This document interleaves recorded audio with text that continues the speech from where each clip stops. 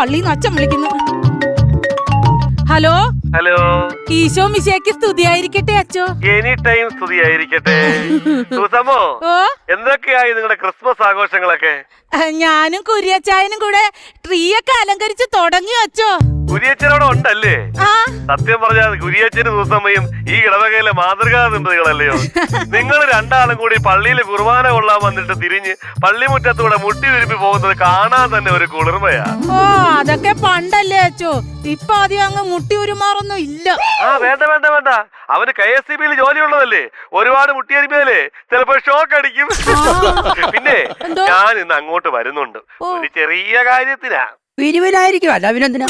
അയ്യോ അച്ഛൻ എപ്പോ വേണേലും ഞങ്ങളുടെ വീട്ടിലോട്ട് വരാമല്ലോ അച്ചോ. ഓ ശരി, എന്നാ അങ്ങനെ ആയിക്കോട്ടെ. ഓ എന്നാ ആയിക്കോട്ടെ അച്ഛാ. കുരി ശരിയച്ചോ? ഗുരു ശരി അച്ഛോ. ശരി കുരിയച്ചോന്ന്. ശരി അച്ഛോ. പെട്ടെന്ന് ഒരു കഴി.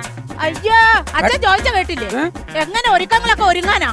ഇവിടെ ഒരു വേലക്കാരനുണ്ടല്ലോ, ഒരു മുടിഞ്ഞ ചെറുക്കൻ, ഇത്തിരി കള്ളപ്പത്തിന് കള്ളു മേടിക്കാൻ വിട്ടോ ഇതുവരെ വന്നില്ല ആ കൊരങ്ങൻ. അവൻ വരത്തില്ല, അവൻ താമസിക്കും. ബിവറേജ് ഇപ്പൊ ഒരു പുള്ളും കൂടെ എടുത്തോണ്ട് വരാൻ പറഞ്ഞിട്ടാണ് വിട്ടേക്കുന്നത്.